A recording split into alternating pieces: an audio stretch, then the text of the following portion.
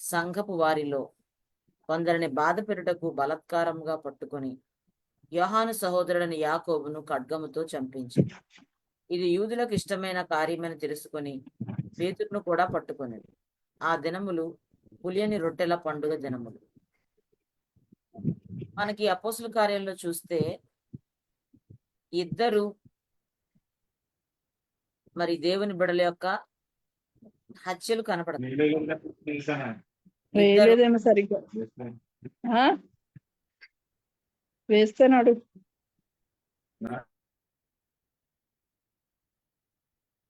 ఇద్దరు హతసాక్షులు మనకు కనిపిస్తారు. ఒకటి స్టెఫను, రెండవది యాకోబు.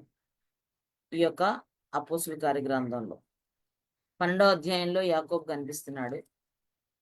అట్లాగే 6, 7 అధ్యాయాలు మనం చదువుకున్నప్పుడు అక్కడ స్టెఫన్ కనిపిస్తాడు. అంటే చరిత్రలో ఎవరు ఎలా చనిపోయారు అని అన్ని రాయబడి ఉన్నాయి, కానీ ఇక్కడ అపోస్తుల కార్యంలో చూస్తే మనకి వీళ్ళిద్దరు కనిపిస్తారు. ఇక్కడ యూదులకు ఇష్టమైన కార్యం అని చెప్పి యాకోబును ఖడ్గంతో చంపించాడు. ఎవరంటే రాజైన హేరోదు కొందరిని బాధపెట్టుటకు బలత్కారంగా పట్టుకున్నాడు. అయితే మరి ఈ పనులు తను చేసే పనులన్నీ కూడా యూదులకు నచ్చింది. అందుకని పేతురును కూడా పట్టుకున్నాడు.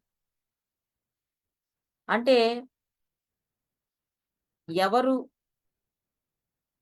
మరి తను చేసే పనులకి ఎవరు ఇష్టపడుతున్నారు? మనుషుల్ని సంతోషపెట్టడానికి ఇక్కడ మొదలుపెట్టినప్పుడు ఏమైందంటే బలత్కారంగా యాకోబుని చంపేశాడు. ఇక పేతురు విషయంకి వచ్చేటప్పటికి ఏమైందంటే దేవుడు అనుమతించలేదు, దేవుడు ఇవ్వలేదు. అక్కడ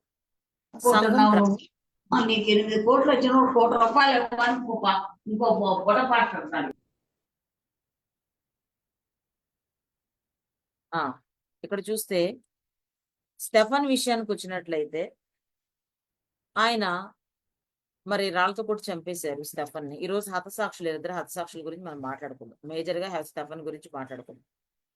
స్టెఫన్ ను చూసినట్లయితే వాళ్ళు రాళ్ళతో కొట్టి చంపేశారు. 7వ అధ్యాయంలో 7వ అధ్యాయం 54 వచ్చింది. వారి మాటలు విని కోపంతో మండిపడి అతనిని చూచి పండ్లు కొరికిరు. అయితే అతడు పరిశుద్ధాత్మతో నిండుకొన్నవాడై ఆకాశం వైపు తేరి చూచి దేవుని మహిమను, యేసు దేవుని కుడిపార్శ్వమున నిలిచినటను చూచి ఆకాశం తెరవబట్టయు మనుష్య కుమారుడు దేవుని కుడిపార్శ్వమున నిలిచుంటే చూచున్నానని చెప్పాను. అప్పుడు వారు పెద్ద కేకలు వేసి చెవులు మూసుకుని ఏకంగా అతని మీద పడి పట్నపు వెలుపలికి అతన్ని వెళ్లగొట్టి రాళ్లు రుబ్బి చంపారు. సాక్షులు సౌలు అని ఒక ఎవరిని పాదముల యొద్ద తమ వస్త్రములు పెట్టారు. ఇక్కడ మరి స్టెఫను చనిపోతున్నాడు. రాళ్ళతో మనుషులందరూ కలిసి ఆయన కొడుతున్నారు.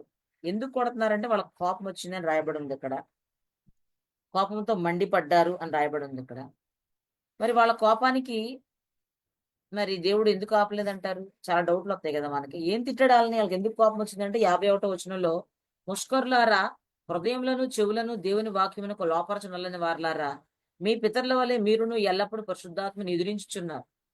మీ పితరులు ప్రవక్తలలో ఎవరిని హింసింపకయుండిరి? ఆ నీతిమంతుని రాకను గూర్చి ముందు తెలిపిన వారిని చంపిరి. ఆయనను మీరు ఇప్పుడు అప్పగించి హత్య చేసిన వారైతిరి అని ఉన్నదన్నట్టుగా వాళ్ళ యొక్క నిజస్థితిని చెప్తున్నాడు ఈయన స్టెఫన్.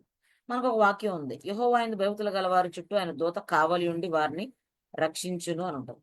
కానీ ఇక్కడ ఆ వాక్యం మరి అప్లై చేసినట్టు మనకు అనిపించలేదు. ఎందుకు అంటే దేవుడు ఆయన్ని మరి అనుమతించాడు హతసాక్షిగా. ఆయన అనుమతించడం నేను ఎలా చెప్పగలుగుతున్నాను అంటే దానికి ఆన్సర్ కూడా మన బైబిల్లోనే కనబడుతుంది. మన విశ్వాస జీవితంలో మనకు ఎదురయ్యే ప్రతి డౌట్కి, ప్రతి సందేహానికి ఆన్సర్ బైబిల్లోనే ఉంటుంది. ఏంటి దేవుడు ఎట్లాగా అనుమతించాడు అంటే గనక ఇక్కడ మనకు కనిపిస్తుంది 55వ వచనంలో, ఈయన పరిశుద్ధాత్మతో నిండుకుని ఆకాశం తట్టు చూస్తుంటే యేసు ప్రభు ఏం చేస్తున్నాడంట? నిలబడి ఉన్నాడు. నన్ను యేసు ప్రభు నిలబడి ఉన్నాడు, కుడిపార్శ్వం ముందు, దేవుని కుడిపార్శ్వం ముందు నిలబడి ఉన్నాడు. అంటే ఈయన ఇన్వైట్ చేస్తున్నాడు. ఈయన చనిపోయే సమయానికి ఆయన అక్కడ నిలబడి ఉన్నాడు. ఆయన చూస్తున్నాడు కదా ఆయన చూస్తున్నాడు. మరి యాకోబు చనిపోయాడు 12వ అధ్యాయంలో.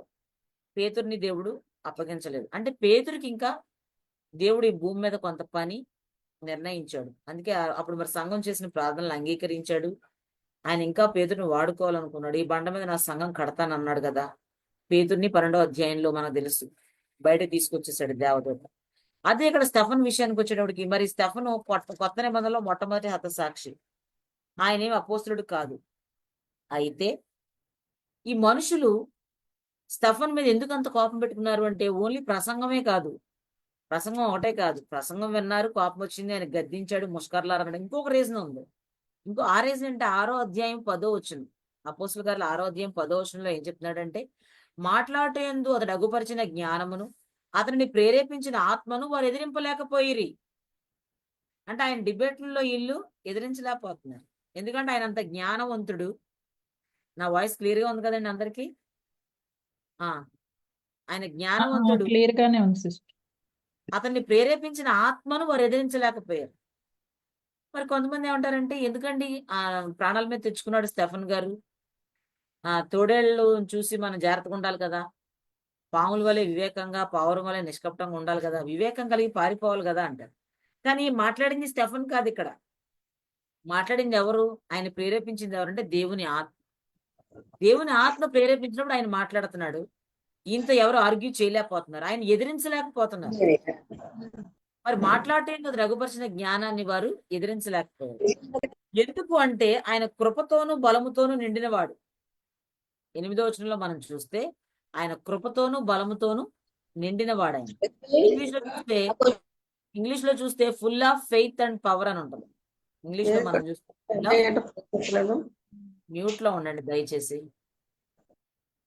Full of faith and power, full of faith and power, విశ్వాసంతో శక్తితో నిండుకున్నవాడు. అందుకే తన సొంత మాటలు మాట్లాడట్లేదు, దేవుని ఆత్మతో ప్రేరేపించబడి ఆయన మాట్లాడాడు. అందుకే ఆయనకున్న జ్ఞానం. మ్యూట్ చేస్తున్నాను, మళ్ళీ అన్మ్యూట్ అవుతుంది. Kiran my sister. మాట్లాడే టైం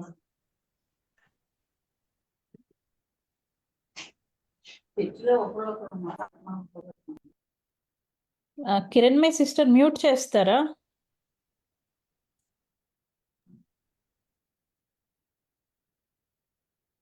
ఓకే, చేశాను. మెర్స్ ఆంటీ దగ్గర ఉన్నాను, ఆంటీ వింటున్నారు. సరేమ్మా. ఓకే. మాట్లాడటంతో అతను రఘుపరిచిన జ్ఞానమును అతని ప్రేరేపించిన ఆత్మను వారు ఎదిరించలేకపోయారు. అంటే వాళ్ళు ఓడిపోతున్నారు అతని చేతిలో. ఎవరి చేతిలో? స్టెఫన్ చేతిలో వాళ్ళు ఓడిపోతున్నారు. ఆ తర్వాత చూస్తే ఆయన ఏం చేశాడంటే ప్రసంగం చేశాడు. ముందు ఓడిపోయారు, అక్కడే సగం రగిలిపోయారు.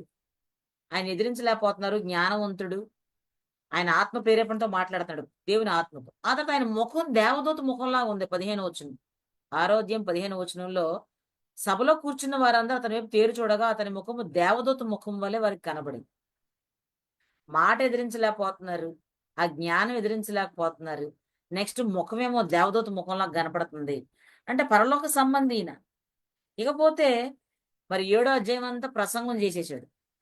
అబద్ధ సాక్ష్యాలు చెప్పారు కదా 6వ అధ్యాయంలో ఆయన మీద, ఆచారాలు మార్చేస్తున్నాడు, మోసే పెట్టినాయి అని. ఈ ప్రసంగం చేస్తున్నాడు. 7వ అధ్యాయం అంతా ఎక్కడ మొదలెట్టాడు ప్రసంగం అంటే అబ్రహాం దగ్గర మొదలెట్టాడు.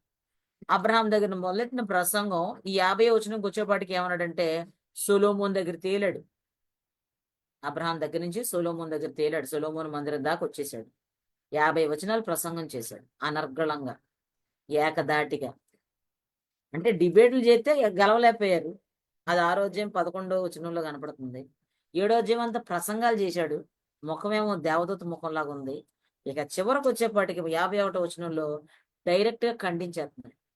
అలా పుట్టు పూర్వోత్తరాలన్నీ చెప్పేశాడు 50 వచనాలు. ఇప్పుడు నన్నే నా పుట్టు పూర్వోత్తరాలు నా పూర్వీకులు అడిగారు అనుకోండి, నేను చెప్పుకుంటాను. ఈయన ఏం చేశాడు? ఆ జనాంగం, ఇశ్రాయేల్ జనాంగం పుట్టు పూర్వోత్తరాలన్నీ మొదలెట్టుకొచ్చాడు. అబ్రహాం కదా పిలుచుకున్నాడు స్టార్టింగ్ దేవుడు, అక్కడి నుంచి మొదలెట్టుకొచ్చాడు. ఇటు రీతిగా మరి ప్రసంగం చేసి ముష్కరులారా అన్నాడు. హృదయమును చెవులను దేవుని వాక్యమునకు లోబరచునొల్లని వారలారా, మీరు పరిశుద్ధాత్మని ఎదిరిస్తున్నారన్న అనేటోడికి ఏమైంది? అయిపోయింది. కోపముతో మండిపడి పండ్లు కొరికారు. అక్కడతో ఆగలేదు. ఇక్కడ దేవుడు మరి ఆయన హతసాక్షిగా అనుమతించాడు. గొప్ప మరి దేవుని చేత ఏర్పరచబడిన వాళ్ళే అందరేమి హతసాక్షులు అయిపోరు కదా, అందరేమి అయిపోరు. అది మనం ఎలా చెప్పగలం? దేవుడు అనుమతిస్తేనే అవుతారని. పేతుర్ని చూసాం ఇప్పుడు 12వ అధ్యాయంలో. దేవుడు ఇంకా పేతుర్ని వాడుకోవడం, భూమి మీద ఉంచడం ఆయన చిత్తం.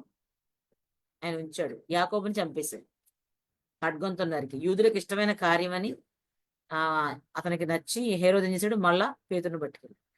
అట్లాగే యోబు విషయంలో కూడా మనం చూస్తే, యోబు అపవాది చేత శోధించబడుతున్నప్పుడు దేవుడని యెహోవా ఏం చెప్తాడంటే, అతని ప్రాణం మీద నీకు అధికారం లేదంటాడు యోబు 2:6లో. అందుకు యెహోవా అతడు నీ వశమున ఉన్నాడు, అతని ప్రాణం మాత్రం నీవు ముట్టవద్దని సెలవిచ్చాను. ఎందుకు ముట్టొద్దు అన్నాడంటే, యోబు అలాగా ఇంకా యోబు పని ఉంది భూమి మీద. ఆయన విశ్వాస పరీక్షలో ఉన్నాడు. ఆయన యోబు అయితే విశ్వాస పరీక్షలో ఉన్నాడు.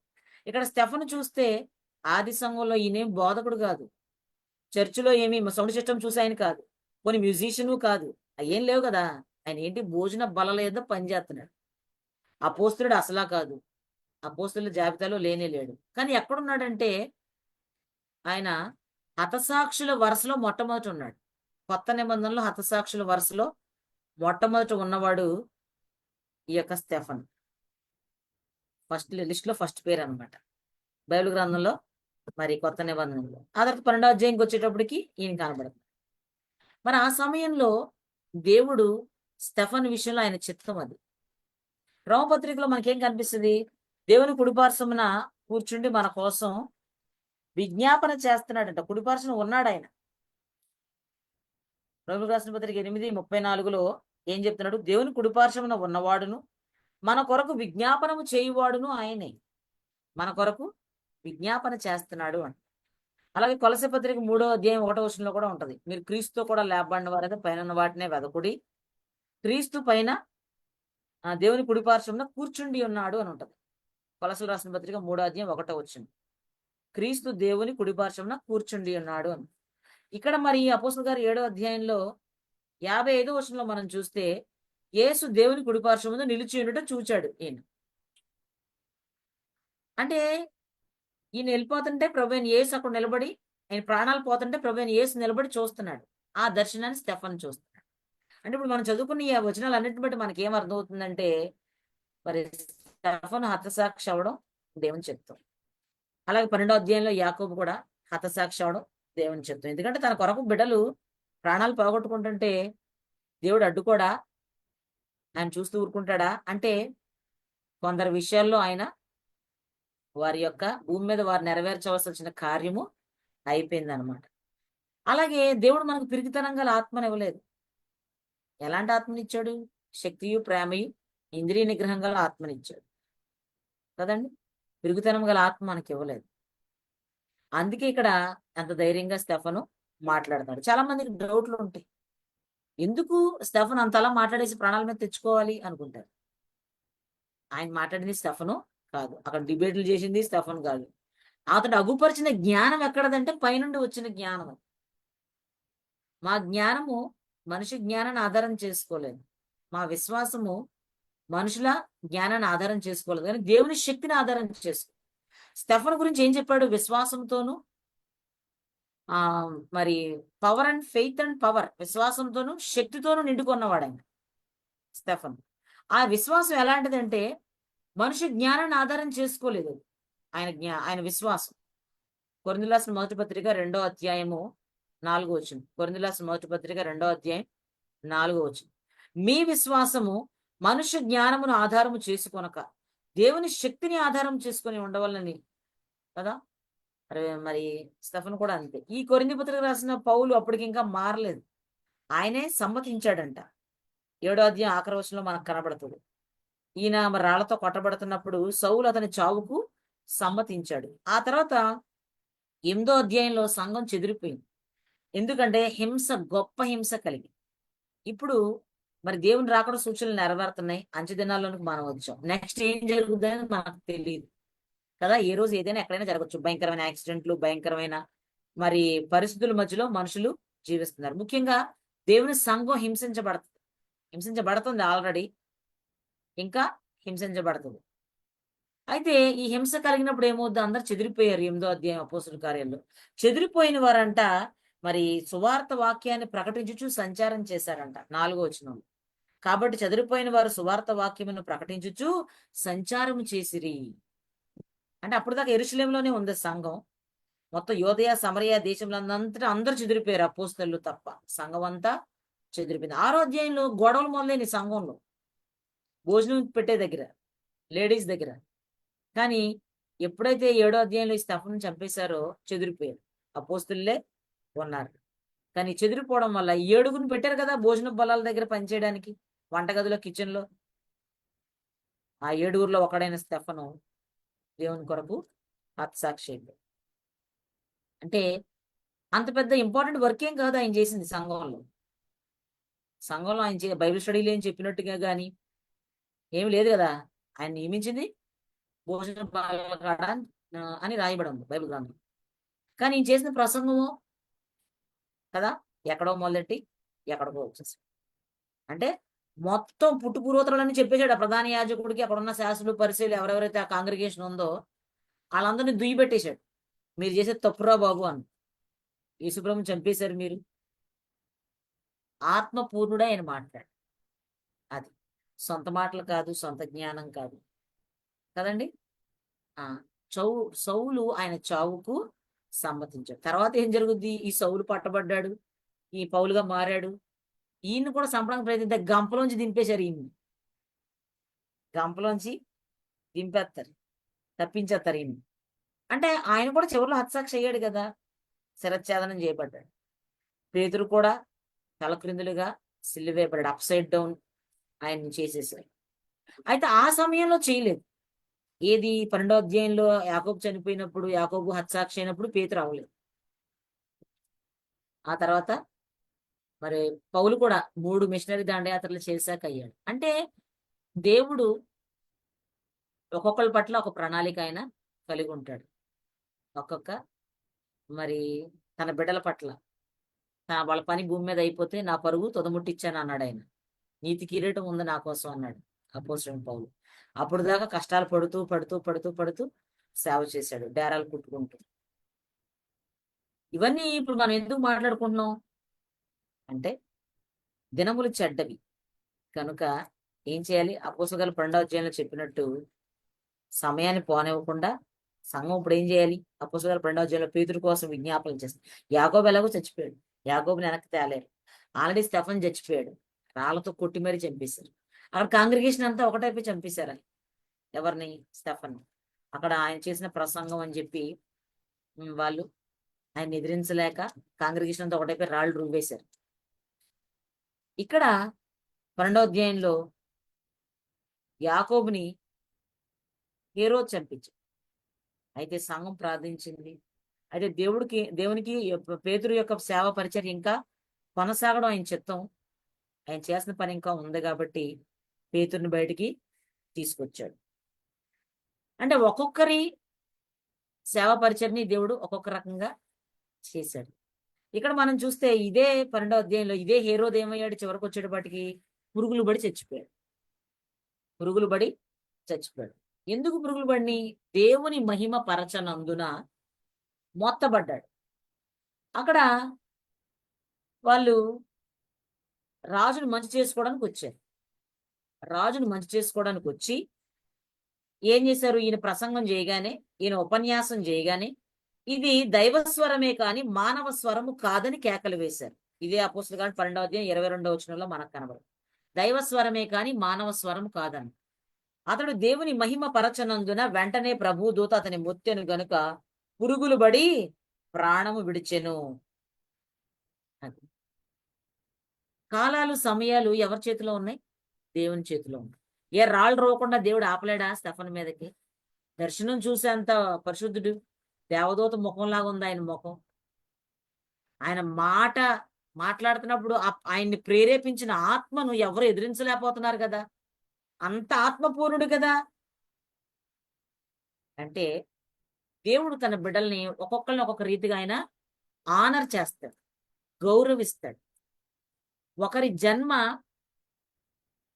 మరి ఈ లోకానికి సంతోషాన్ని తీసుకొస్తే వారి మరణం ఈ లోకానికి ఒక గొప్ప, ముఖ్యంగా దేవుని బిడ్డలకి, క్రైస్తవ ప్రపంచం గురించి చెప్తాను, ఒక గొప్ప ఏం చేస్తుందంటే ఒక మార్గదర్శకాన్ని చూపిస్తుంది. ఒక మార్గదర్శకాన్ని ట్రెండ్ సెట్ చేస్తారు కొంతమంది. కొన్ని మరణాలు ట్రెండ్ సెట్ చేస్తాయి అన్నమాట. అందుకే మరి స్టెఫన్ మరణం చూడండి ఎంత ట్రెండ్ సెట్టింగ్. పౌలే ఉన్నాడు, నా మట్టుకైతే బ్రతుకుట క్రీస్తే, చావైతే లాభం అని. స్టెఫన్ చచ్చిపోయడానికి ఆయన ఏమి ఇంకా లైన్లోకి రాలేదు కదా, దేవునిలో లేడు. కానీ ఎప్పుడైతే ప్రభుని దర్శనంలో చూశాడో, నా మట్టుకైతే బ్రతుకుట క్రీస్తే, చావైతే లాభం. స్టెఫన్ ఆ మాట ఎక్కడా చెప్పినట్టుగా లేదు, కానీ ఆయన జీవితం కూడా అంతేగా. బతికితే పోతాను, చచ్చిపోతాను, అయ్యానే ఎందుకు, దేవుని ఆత్మ పూర్ణున్నాయి, నేను ముందుకెళ్ళిపోతాను అనుకున్నాడు. ఆయనలో ఉన్న సంసిద్ధతను బట్టే ఆత్మ పనిచేస్తుంది. స్టెఫన్లో ఉన్న సంసిద్ధతను బట్టే కదా ఆత్మతో నింపబడి మాట్లాడాడు కదా. బాబు నాకెందుకు వచ్చింది, నోరు మూసుకుని ఇంట్లో కూర్చోగా అనుకోలేదు. అంటే దేవుడు తన బిడ్డల్ని ఒక్కొక్కరిని ఒక్కొక్క రీతిలో వాడుకుని ఒక ట్రెండ్ సెట్ చేయడానికి, స్టెఫన్ ఒక ట్రెండ్ సెట్ చేసాడు. బతికితే బతకండి, సత్య సత్యం ఏంట్రా, దేవుడు సేవ, దేవుడు పిలుచుకున్నాడు, ఆయన ఏం చెప్పమంటే అది చెప్తాను అనుకున్నాడు, చెప్పాడు. ప్రసంగం 50 నిమిషాలు చేశాడు. ఒక బల్లల యుద్ధ 50 వచనాలు చేశాడు. 50 వచనాలు మరి మూల పురుషుడు ఒక అబ్రహాం దగ్గర మొదలెట్టుకు వచ్చాడు, మొత్తం చెప్పేసి ఆయన తిట్టాల్సిన తిట్లు తిట్టేశాడు. అంటే దేవుడు ఆయన యొక్క పరిచర్య అట్టి రీతిగా చక్కగా ఆయన ముగించి తన దగ్గరికి పిలుచుకున్నాడు. ఇక పాత నిబంధనలో ఒక హతసాక్షి, మొట్టమొదటి హతసాక్షి. ఈ స్టెఫన్ కొత్త నిబంధనలో మొట్టమొదటి హతసాక్షి అని. పాత నిబంధనలో ఒక మొట్టమొదటి హతసాక్షి అంటే హేబేలు. హేబేలు మొట్టమొదటి హతసాక్షి. అంటే అందరినీ మనం ఏం జ్ఞాపకం చేసుకోవద్దు. అపోస్తుల కార్యం అంటే మరి ఆది సంఘంలో వాళ్ళు మనం జ్ఞాపకం చేసుకోవాలి. అలాగే భూమి మీద, పాత నిబంధనలోనే కాదు, భూమి మీద మొట్టమొదటి హతసాక్షి హేబేలు అని మనం చెప్పుకుంటాం. ఆయన రక్తం ఏం చేస్తుందంట, నేలలోంచి మొర్ర పడుతుందంట. హేబేలు యొక్క రక్తం, నీ తమ్ముడేడి అంటే, నేను ఏమన్నా కావలివాడినా అంటాడు కయ్యం. అంటే నీ తమ్ముడి రక్తము నేలలోంచి నాకు మొర్ర పడుతుంది అని దేవుడని యెహోవా కదండి. మరి ఆ తర్వాత మరి శపించబడతాడు ఈ యొక్క కయ్యను. ఆ తర్వాత మరి ప్రభువైన యేసు భూమి మీదకి వచ్చిన తర్వాత హెబ్రీ పత్రికలో ఒక మాట ఉంటుంది. హెబ్రీ పత్రిక 12వ అధ్యాయం 24వ వచనం. హెబ్రీ పత్రిక 12:24. క్రొత్త నిబంధనకు మధ్యవర్తి అయిన యేసునొద్దకును హేబేలు కంటే మరి శ్రేష్టముగా పలుకు ప్రోక్షణ రక్తమునకును మీరు వచ్చి ఉన్నారు. హేబేలు రక్తం అక్కడ మొర్రపెట్టింది, అంతకంటే శ్రేష్టముగా పలుకు అంటే అక్కడ మొర్ర పెడుతుంది అన్నాం కదా, పలుకుతుంది, ఆ రక్తం మాట్లాడుతుంది, మొర్ర పెడుతుంది. ఇక్కడ ప్రభువైన యేసు యొక్క రక్తము మన పక్షముగా మొర్ర పెడుతుంది. ఎందుకంటే మనల్ని రక్షించడానికి ఒక మధ్యవర్తిగా ఆయన వచ్చాడు కాబట్టి ఆయన యొక్క రక్తము మొర్ర పెడుతుంది. ఇప్పుడు మనం చదువుకున్న మూలవాక్యంలో 7వ అధ్యాయంలో అపోస్తలుల కార్యం 7వ అధ్యాయంలో ఒక ప్రసంగం చూసాం. అలాగే 12వ అధ్యాయంలో హేరోదు ప్రసంగం యొక్క అక్కడేం ప్రసంగం అంతా రాయబడలేదు, కానీ ప్రసంగం చేశాడు ఆయన. అక్కడ ఏదో రాజును మంచి చేసుకోవాలన్న ఉద్దేశంతో వాళ్ళు పొగిడారు. పొగిడితే ఏమైందంటే, అక్కడ ఏ హేరోదైతే యాకోబుని చంపించాడు, సంఘ బిడ్డల్ని బలాత్కారంగా పట్టుకుని బాధ పెట్టాడు, యూదులకు ఇష్టం ఇవన్నీ నేను చేయడం అని గ్రహించి పేతురును కూడా పట్టుకున్నాడు, అదే మరి హేరోదు దేవుని మహిమపరచకుండా ఆ మనుషులు వేసిన కేకలకి పొగడ్తలకి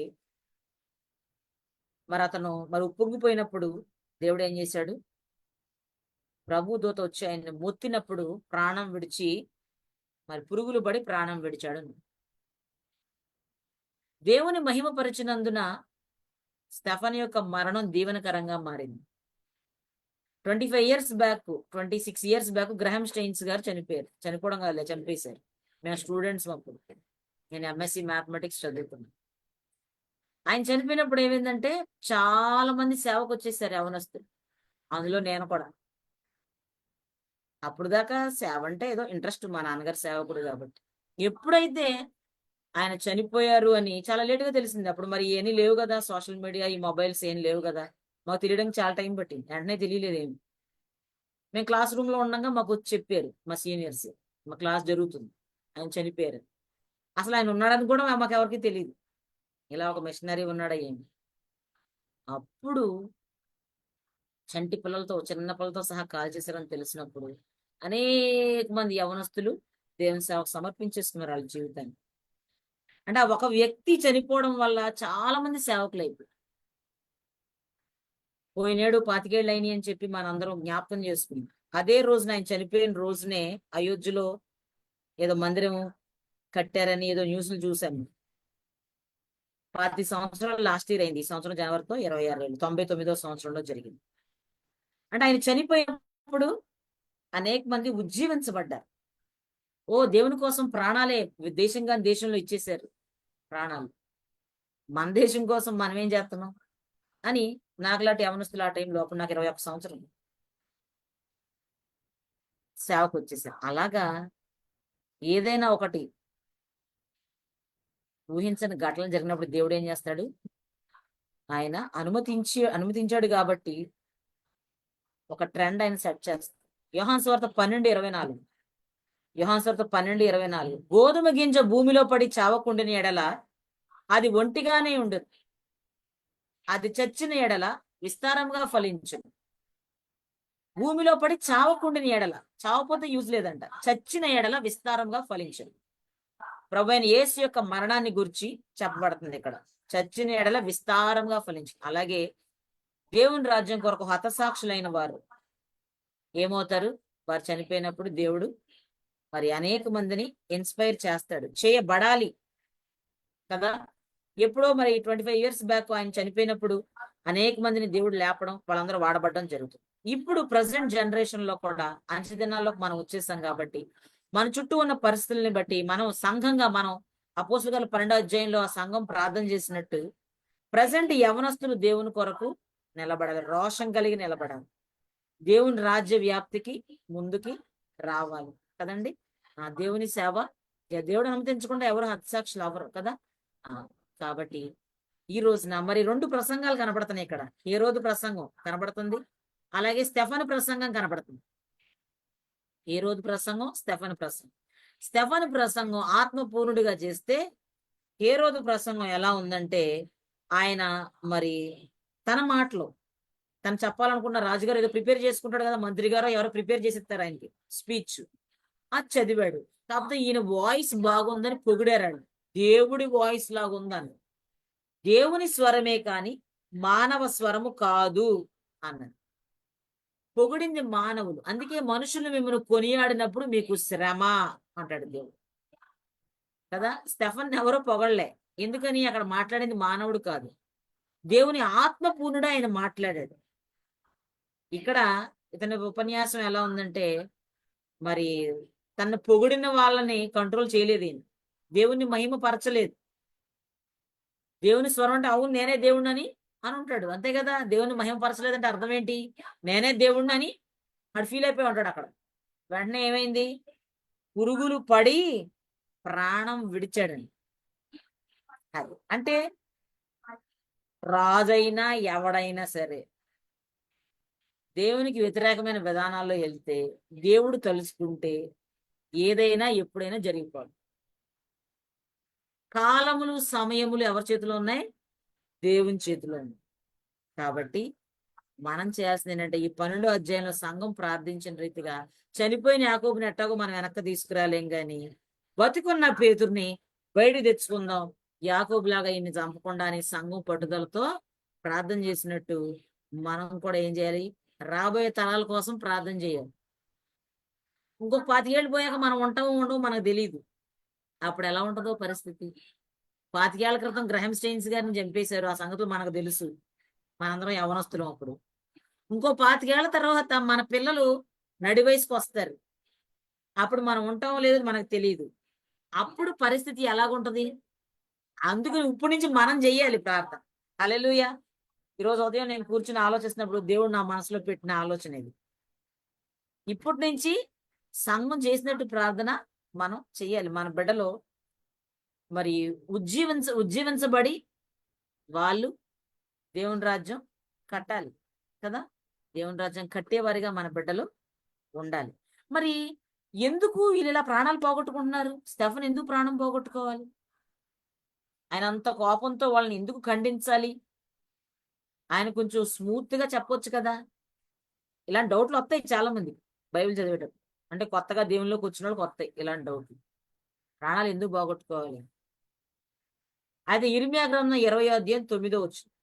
ఇర్మియా గ్రంథం 20వ అధ్యాయం 9వ వచనం. ఆయన పేరు నేను ఎత్తను, ఆయన నామమును బట్టి ప్రకటింపను అని నేను అనుకుంటున్నా, అది నా హృదయంలో అగ్ని వలె మండుచు నా ఎముకలలోనే మూయబడినట్లున్నది. నేను ఓర్చి ఓర్చి విసిగి ఉన్నాను, చెప్పక మానలేను అని ఈయన కంట్రోల్లో లేడు ఇర్మియా. నేను చెప్పకుండా మానలేను నేను, ఎందుకంటే చెప్పకుండా మానేద్దామంటే ఏమవుతుందంటే హృదయంలో అగ్నిలాగా మండిపోతుంది. కాబట్టి చెప్పేయాలి, చెప్పకపోతే అవదు. నేను చెప్పక మానలేను.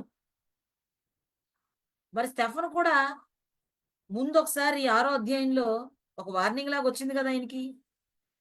అబద్ధ సాక్ష్యాలు మొదలెట్టారు బాబోయ్, అబద్ధ సాక్ష్యాలు చెప్తున్నారు నా మీద, నేరం రుజువైతే నాకేదో శిక్ష పడద్దేమో, మరణ శిక్ష పడద్దు, నన్ను చంపేస్తారు.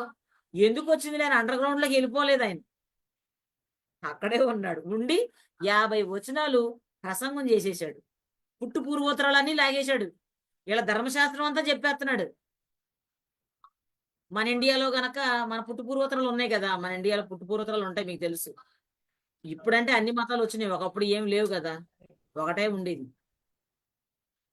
క్రైస్తవ మిషనరీల ద్వారా క్రైస్తవ్యం వచ్చింది కదా, మిషనరీలు తీసుకొచ్చారు. తోమా ద్వారా వచ్చింది మొట్టమొదటిగా. ఆ తర్వాత మిషనరీలు స్ప్రెడ్ చేశారు. మొదటి శతాబ్దంలోనే వచ్చింది. ప్రభువైన యేసు వెనకాల తిరిగిన శిష్యుడే వచ్చాడు మన దేశానికి.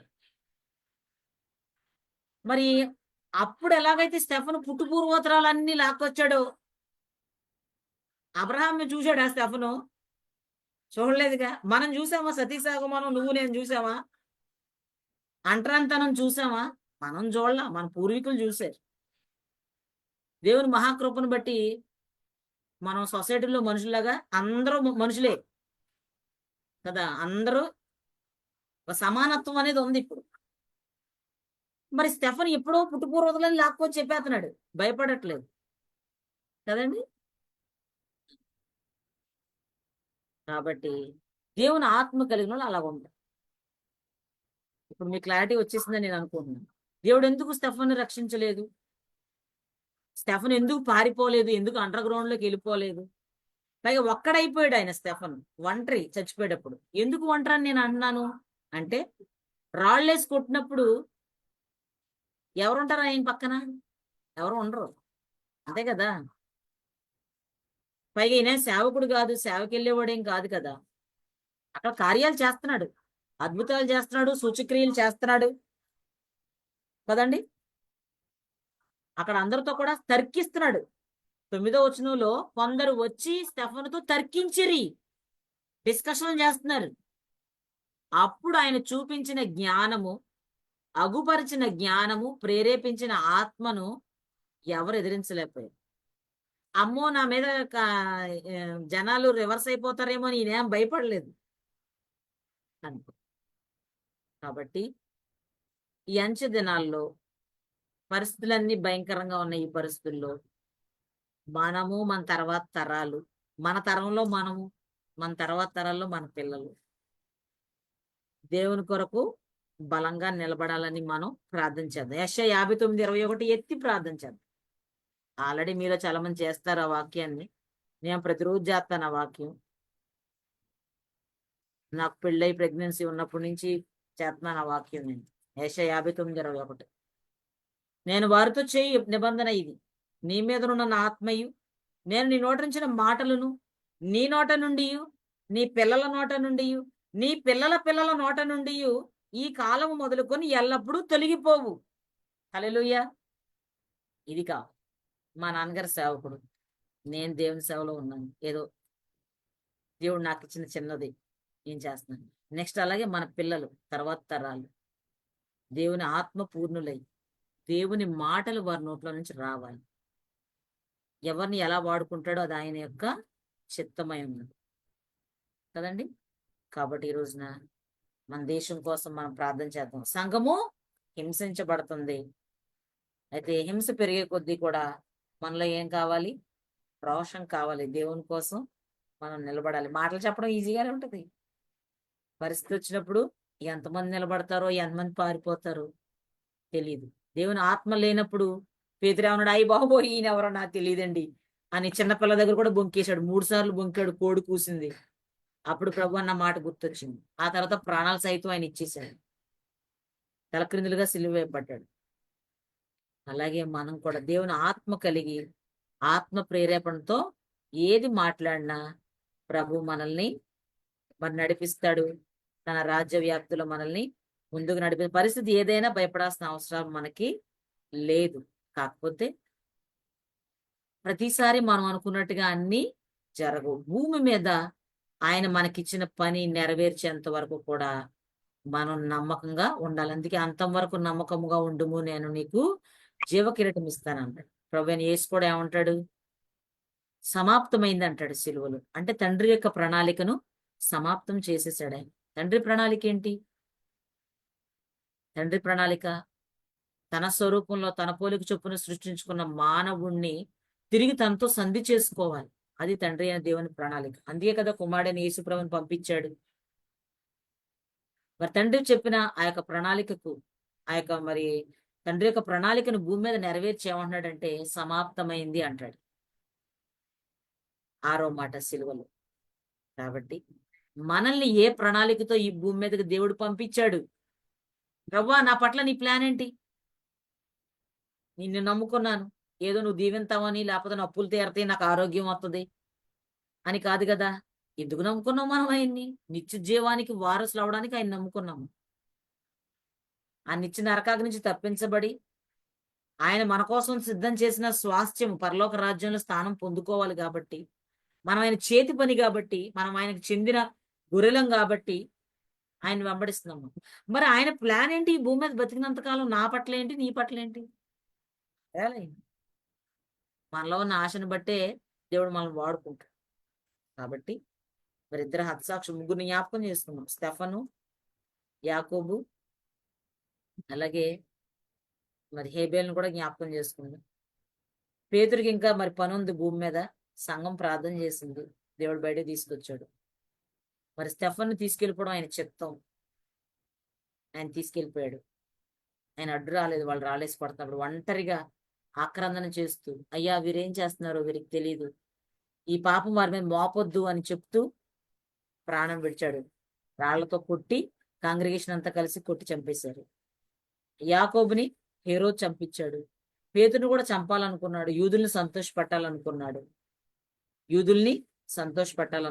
కానీ అంటే ఒక మతం, యూదులు అంటే ఏంటి? అది నాలో యోదయ మతం కదా. అది యూద మత ప్రవిష్టులు వాళ్ళందరూ.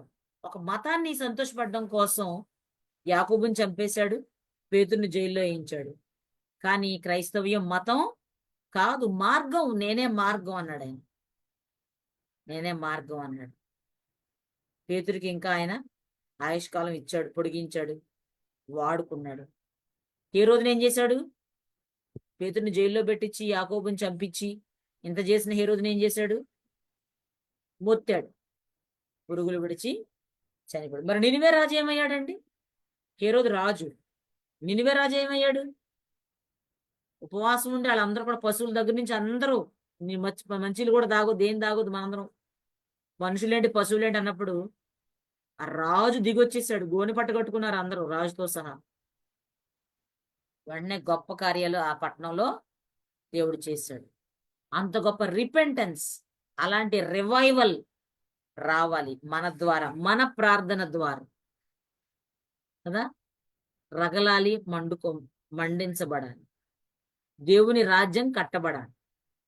స్టెఫన్ ఒక ట్రెండ్ సెట్ చేసేసాడు. హతసాక్షులకి ఒక ట్రెండ్. స్టెఫన్ అక్కడ మొట్టమొదటి హతసాక్షిగా స్టార్ట్ అయింది అక్కడ. అంటే దేవుడి కోసం బతుకుతాం. పౌలు అందుకే నా మట్టుకైతే బతుకుడు గీసే, చావైతే లాభం. రీతిగా ఎదురయ్యే ప్రతి పరిస్థితిలోనూ, అయ్యా ఏది ఎదురైనా నీ కోసం నేను నిలబడతాను. ఏ పరిస్థితి ఎదురైనా నేను బొంకను, నేను ధైర్యంగా దేవుని బిడ్డనని చెప్తాను, నిన్ను నేను వెంబడిస్తాను అని ఒక తీర్మానం మరలా మనం తీసుకుందాం. మన తర్వాత మన పిల్లలు కూడా అలాగే దేవుని కోసం నిలబడాలని అనుదినం వారి కోసం విజ్ఞాపన చేద్దాం. దేవుడి కొద్ది మాటలు మన వినికిడిలో దీవించును గాక. ఆమేన్. ప్రార్థన చేసుకుందాం. ప్రభా మీకు స్తోత్రాలు నాయనా. ఈ సాయంకాల సమయం నీ సన్నిధిలో కొద్దిసేపు నీ వాక్యాన్ని ధ్యానించడానికి మీరు ఇచ్చిన భాగ్యాన్ని బట్టి నీకు స్తోత్రాలు. స్టెఫన్ని, హేబేల్ని, ప్రభా యాకోబుని మీరు జ్ఞాపకం చేశారు. ఎంతో మంది ఈ భూమి మీద నా ప్రభా తమ రక్తాన్ని నీ కొరకు కారుస్తూ ఉన్నారు. మంచి దినాల్లో మేము వచ్చి ఉన్నాం ప్రభా నాయన. మా చుట్టూ ఉన్న పరిస్థితులు గలిబిలిగా, గందరగోళంగా, భయాందోళన గురి చేస్తూ ఉన్నప్పటికీ అయ్యా నీవు ఉన్నావు. ప్రతి పరిస్థితికి చాలిన దేవుడు నువ్వు ఉన్నావు నాయన. మా స్థితిగతులన్నిటికీ సరిపోయిన దేవుడు. ఈ అంత్య దినాల్లో, అపాయకరమైన కాలాల్లో మా విశ్వాసాన్ని మేము కాపాడుకోవడానికి, అంతం వరకు నమ్మకంగా ఉండడానికి నీ కృప చూపించండి. యెషయా 59:21 మా అందరి జీవితాల్లో మీరు నెరవేర్చండి. బలమైన కార్యాలు జరిగించమని, ఈ మీటింగ్ లో అటెండ్ అయిన ప్రతి బిడ్డను ప్రత్యేకమైన రీతిలో మీరు ఆశీర్వదించమని యేసు పరిశుద్ధ నామములో అడిగి వేడుకుంటున్నాము తండ్రి. ఆమేన్.